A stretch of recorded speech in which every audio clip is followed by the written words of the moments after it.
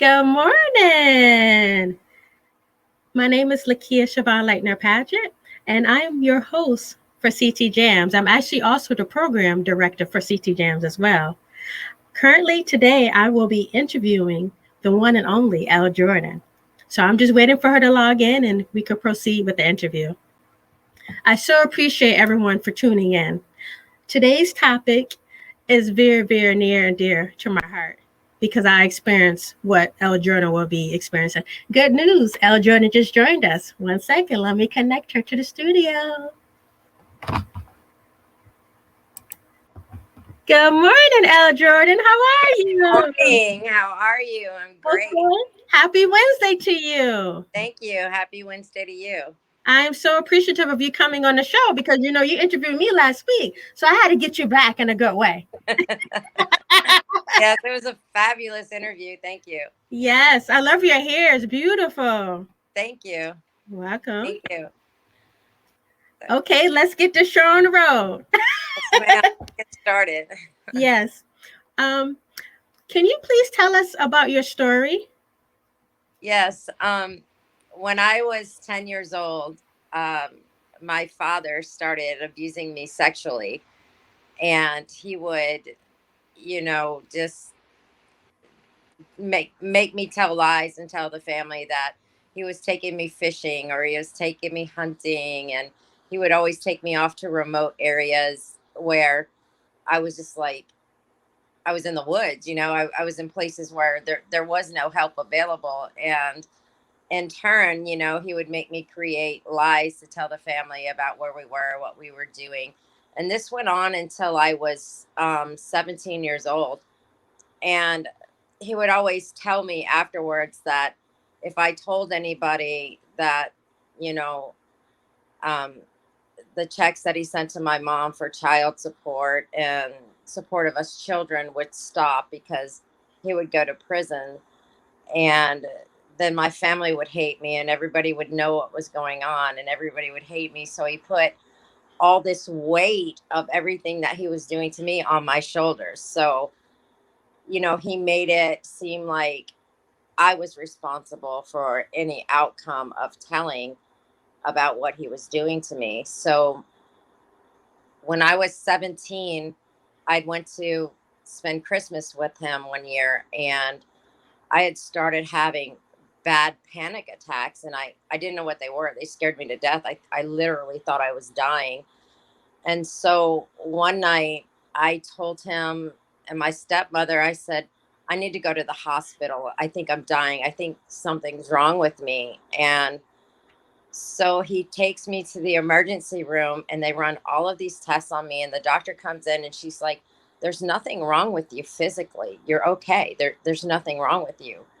And so she sits down beside me on the bed and she says, I think maybe, there may be something going on in your life that you need to talk about. And I made eye contact with my father in that moment. And he gave me this look like, if you tell, I'll kill you.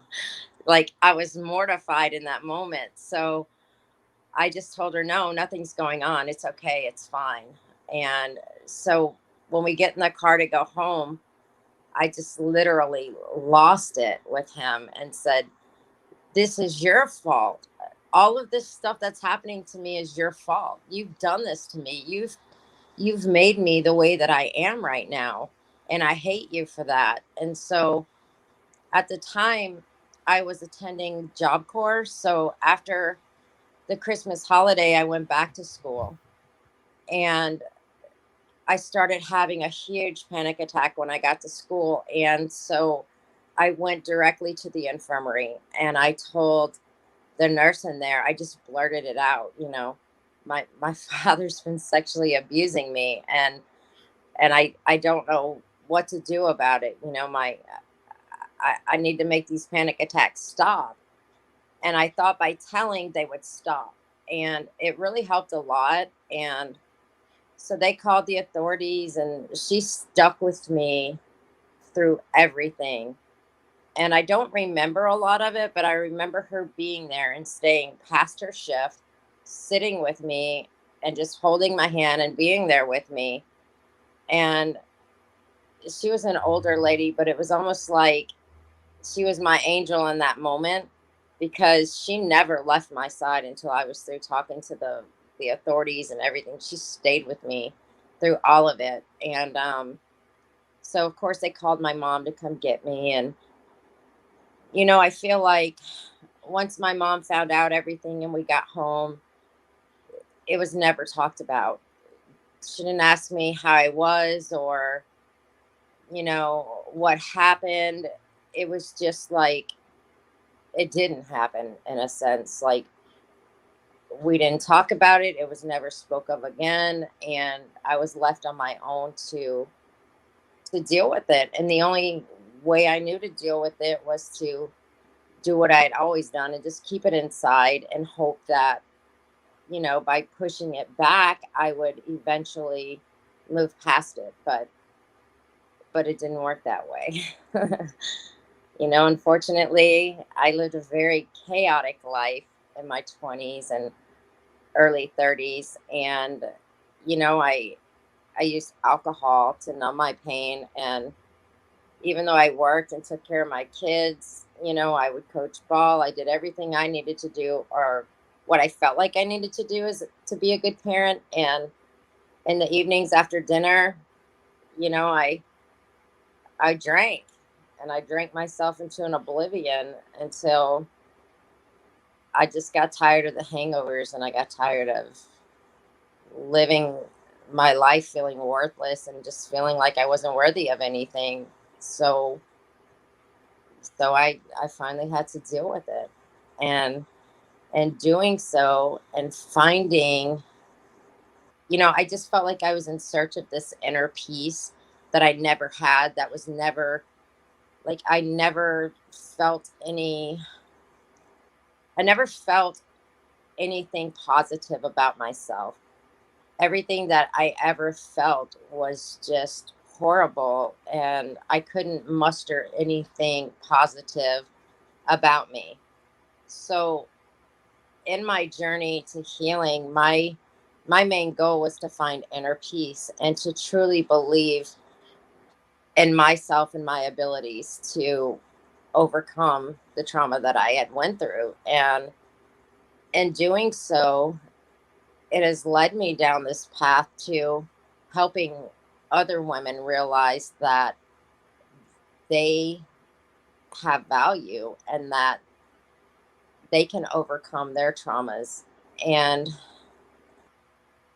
so, in that, it's just kind of led me down this road where it just seemed like every time I turned around, every person that I came in contact with for quite a while was an addict.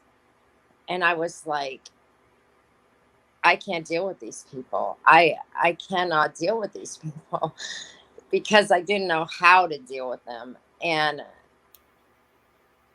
so, in coming across these people and these women, I realized that I could have been them very easily. That deep down inside, they are they're suffering from traumas that were never healed, and I could have been them very easily. I mean, I had many opportunities, and I just I just feel like everyone is salvageable, and I feel like every life has value, and I feel like if given the opportunity to help someone, we should do it. And in my recent work, I've been providing a lot of these addicts with minutes for their cell phones and Uber rides out of bad situations, and it comes out of my pocket, and they're not very deep.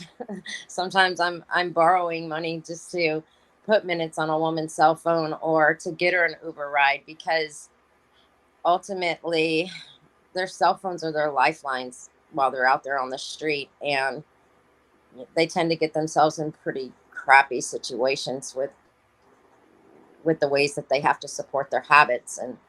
And so sometimes they call me 2 or 3 o'clock in the morning needing a ride from a bad spot. And so I'll get them an Uber and sometimes put up money for them to get a hotel room for the night. And then in doing all of this, I build trust with them and talk with them about, maybe getting them into Turning Point or some other place that's local so that they can start working on healing their trauma.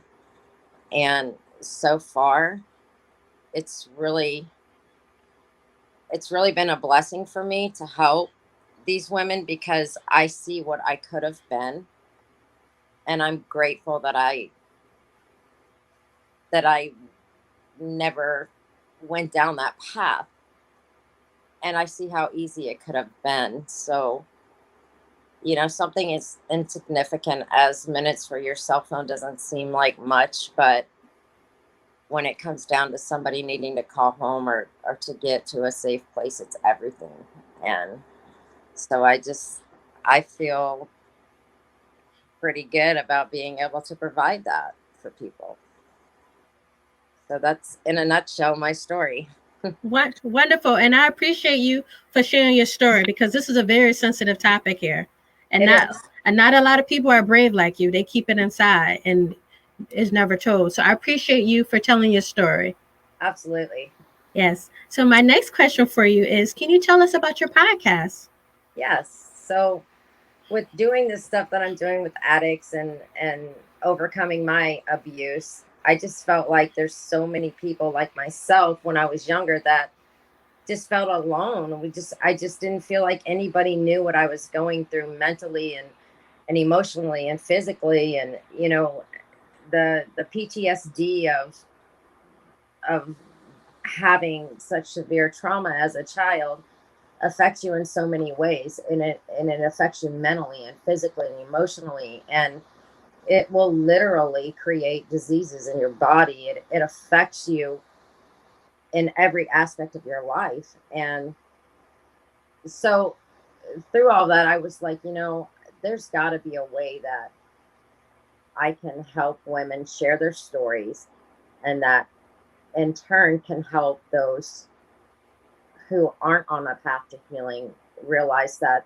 they're not alone, and you can heal from your trauma, and you can be everything that you wanted to be, and you can find peace in your life, and you can be successful, and you can be everything you ever wanted to be.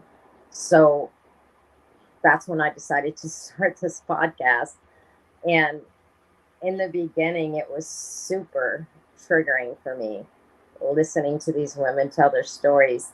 I mean, I would literally, like, 2 days before the interview, I would just kind of feel like depressed, and I was just really apprehensive about it. And then finally, I realized that it was triggering me.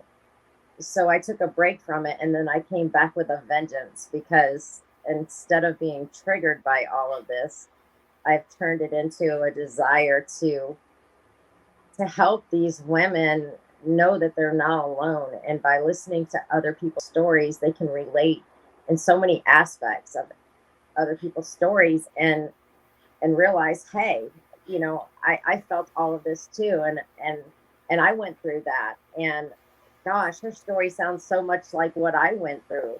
That I get so many emails from women saying, hey, so and so's story just blew me away. It was almost like I was listening to my life all over again. And so that is what keeps me doing what I'm doing.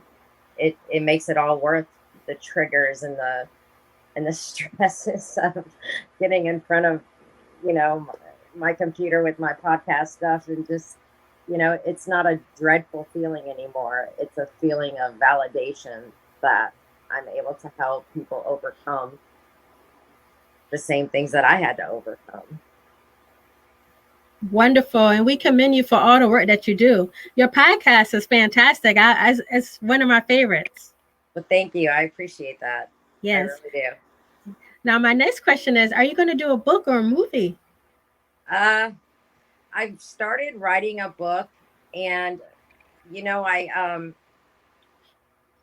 I'm probably going to finish it, but I'm not sure yet if it's going to be something that I'm going to publish or just keep for myself, because journaling has been a part of my healing process. So I put a lot of the things that I've wrote in my journal into my book. A movie, I have no idea. I never thought about that. So Wonderful. Okay, my next question is, are you connected to any groups that cater to your mission?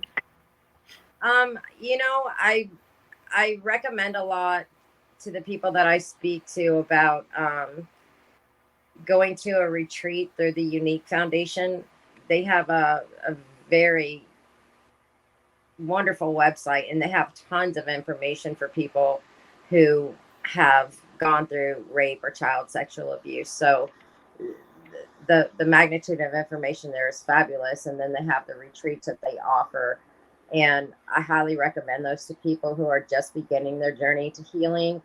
And then I also talk about RAIN and their work with child sexual abuse and rape survivors. And then also, you and I had discussed the Jane Doe No More Foundation there in Connecticut, which I had never heard of before, that I am, now linking to in my episodes, because I feel like whatever information is available out there, um, people should tap into that,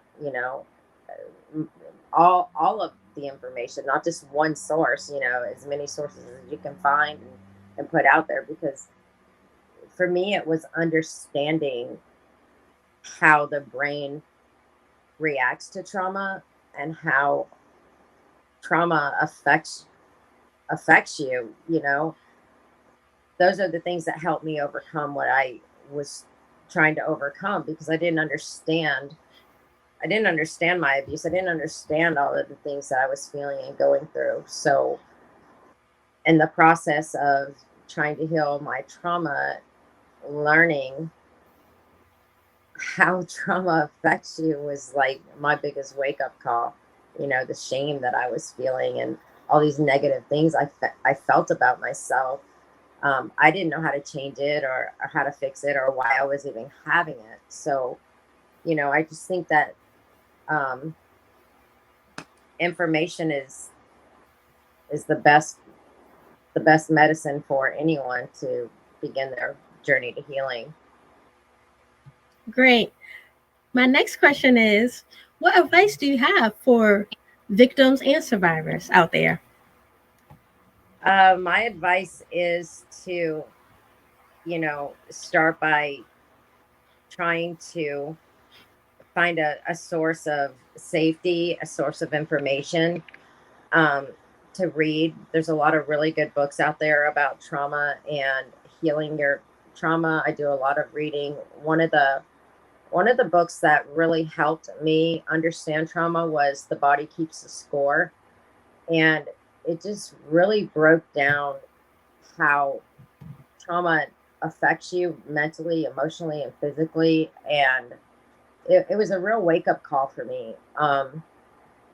But finding a support system and journaling and just getting out all of the pain that you have inside is really the only way that you're gonna get through it. I mean, eventually you have to face it, and you have to deal with it. And as scary as it is, it's very rewarding. So it's worth the effort. Great.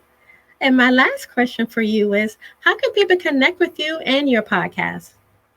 Okay, we're on Apple Podcasts or any other podcast platform out there, and it's Survived, SURVIVED.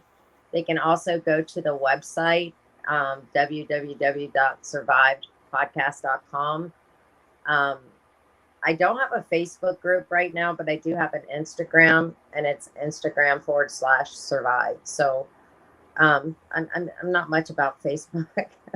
Facebook tends to irritate me, um, but yeah, the website is the best place to go, and then just listen on any other podcast platform.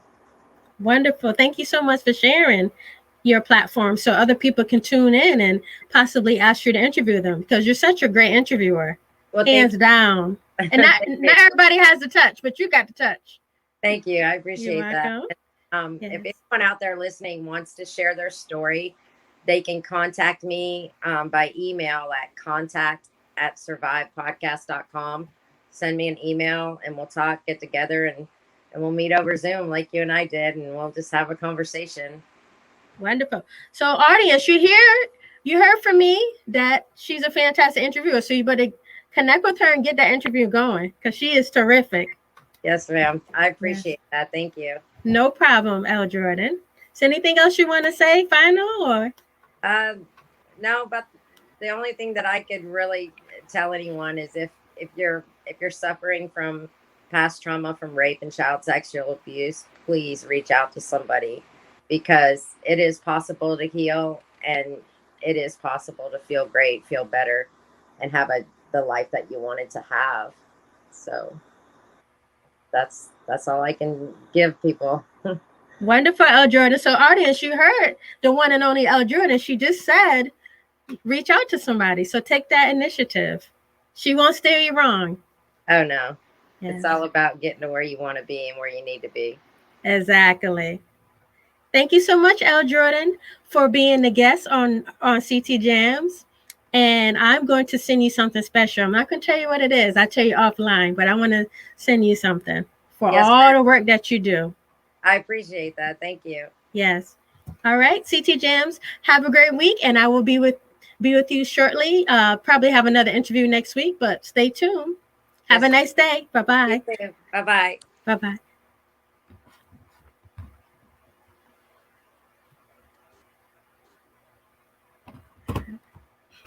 All right, CT JAMZ, thank you so much for tuning in on this Wednesday, September 22nd.